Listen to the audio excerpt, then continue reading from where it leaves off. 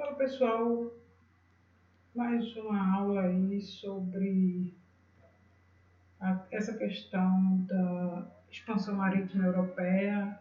Hoje a gente termina e é bem tranquilo esse finalzinho, porque a gente vai falar só sobre os tratados, as consequências, enfim, nada de muito difícil, né? Até agora também não teve nada de muito difícil. E aí a gente falou anteriormente sobre a questão da contextualização, um pouco, né, onde aconteceu, quem eram os sujeitos históricos que fizeram parte desse momento histórico, a datação, as rupturas que aconteceram naquele momento, a ruptura econômica, né, a gente saiu de uma sociedade altamente agrária para uma questão comercial, ruptura social, a gente tem uma nova classe aí que são os burgueses que vão interferir diretamente nesse processo também. Então a gente viu algumas rupturas, a gente viu também a questão do mercantilismo, o surgimento de novas práticas, enfim. E a gente vai continuar. Hoje a gente vai falar sobre o périplo africano, os tratados e as consequências de todas essas situações que a gente falou anteriormente, dentro desse contexto europeu do século XVI. Né? Vamos lá.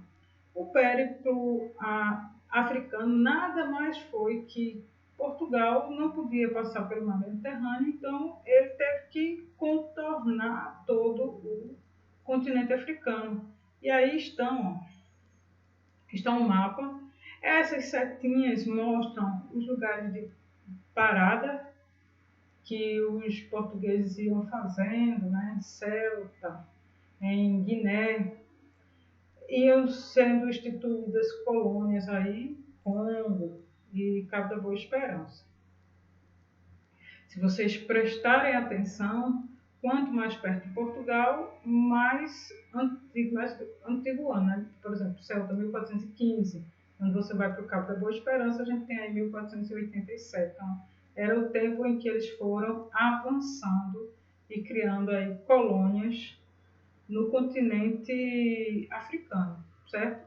Então, esse é o périplo africano, que era nada mais do que os portugueses contornando aí o continente por conta do bloqueio que existia no mar Mediterrâneo pelos celtas, os mouros, certo? E aí a gente vê os tratados. A gente tem dois tratados bem que vocês já devem ter visto, na verdade. Esses dois tratados do século XV. Na verdade, finalzinho ali do século XV, o primeiro que é esse o Bula Intercoetera, que é de 1493, ele foi pensado pelo Papa Alexandre VI. E aí esse tratado ele é bem interessante, porque você tinha várias discussões entre Portugal e Espanha. Então esse tratado ele tinha por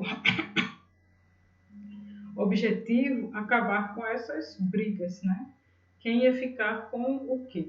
Então, Portugal e Espanha acabam dividindo o planeta entre eles dois, e aí chamou o Papa Alexandre VI para fazer essa intervenção. Então, o Papa Alexandre VI ele vai dizer o seguinte, que a partir de duas ilhas, Açores, se você olhar no mapa, você vai ver que essa ilha, Açores, ela fica bem paralela a Portugal. E uma outra ilha, que é Cabo Verde, que já fica no continente africano.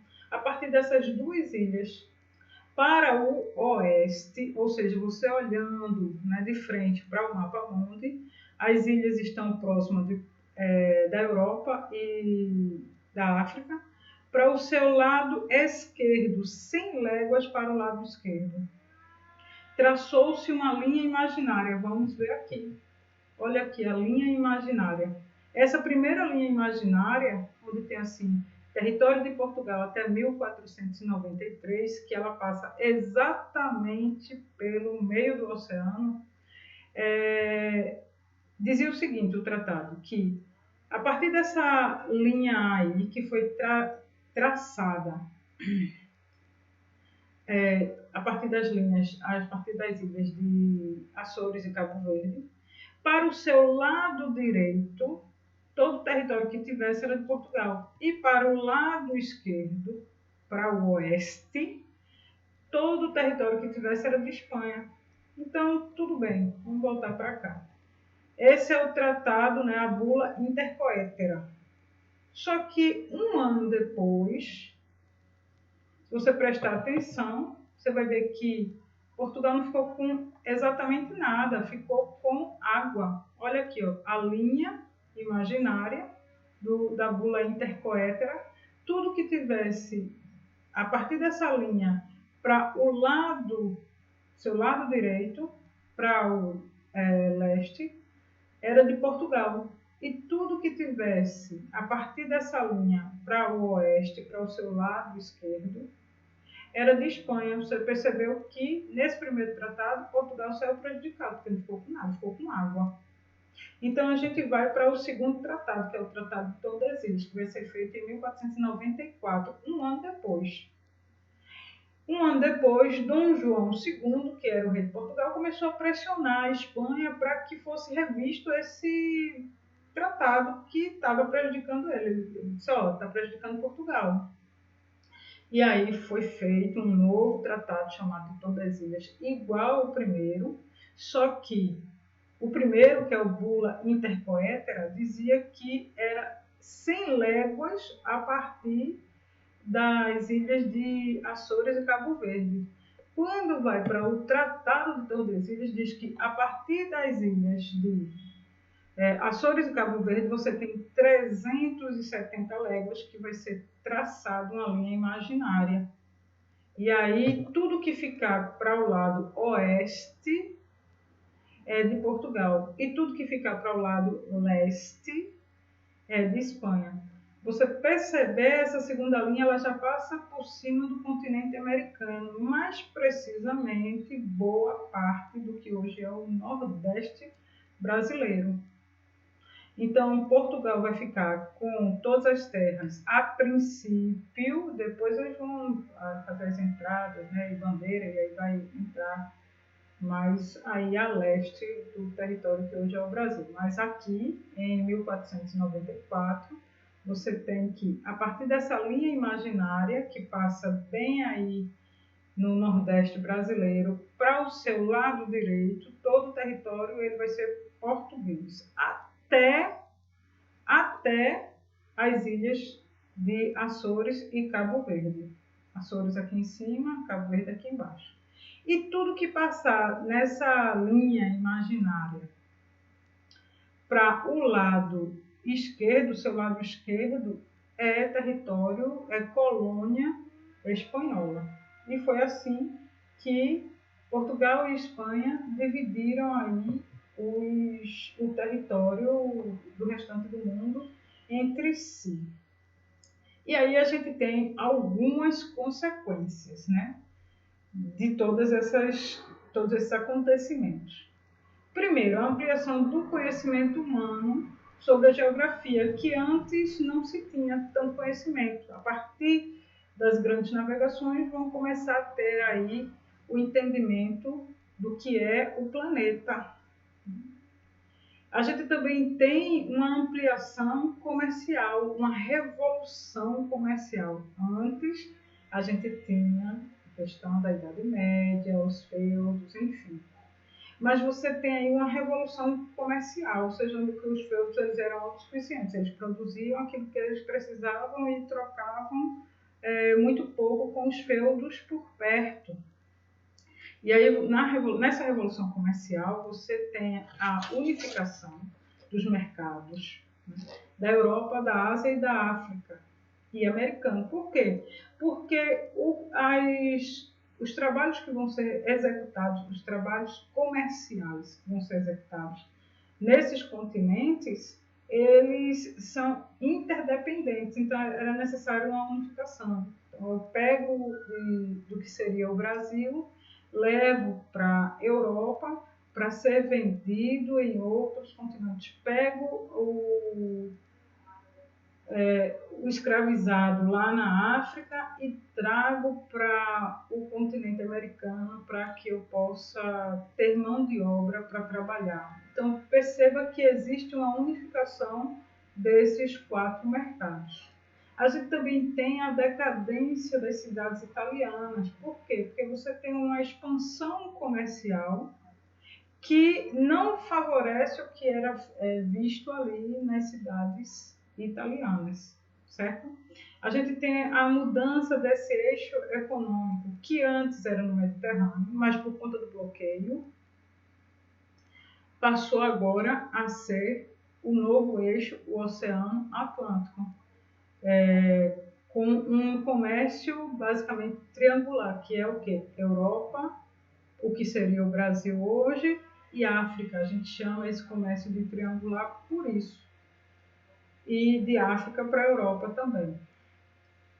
A gente tem a formação do sistema colonial. Essa formação do sistema colonial é muito importante. Por quê? Porque as colônias elas começam a se desenvolver, mas elas não podem se desenvolver de qualquer forma. Eu preciso criar um sistema para que possa regulamentar todas as coisas. Então, você tem aí a formação de um sistema importantíssimo chamado sistema colonial. E também você tem a retirada de metais preciosos da Europa para a América, para o continente, desculpa, retirada de metais da América para a Europa, metais e pedras preciosas.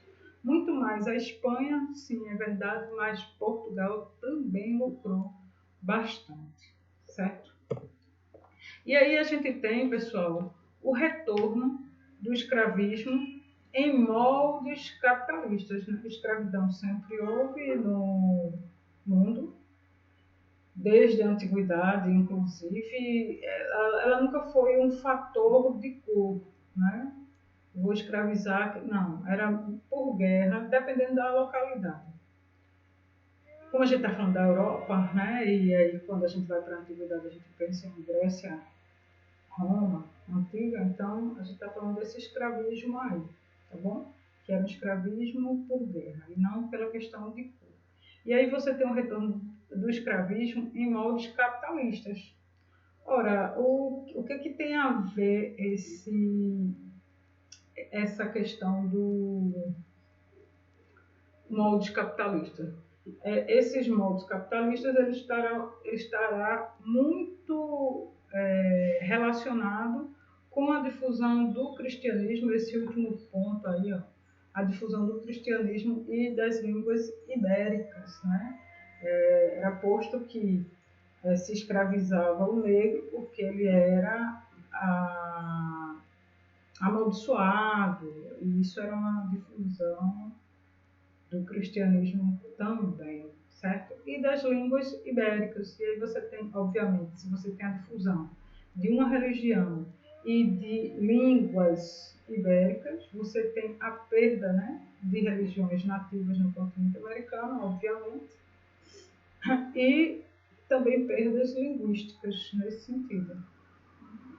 E aí a gente tem, como consequência também das grandes navegações, a ideia do eurocentrismo, uma hegemonia europeia que vai começar a mostrar o quanto, né, a Europa é importante, enfim.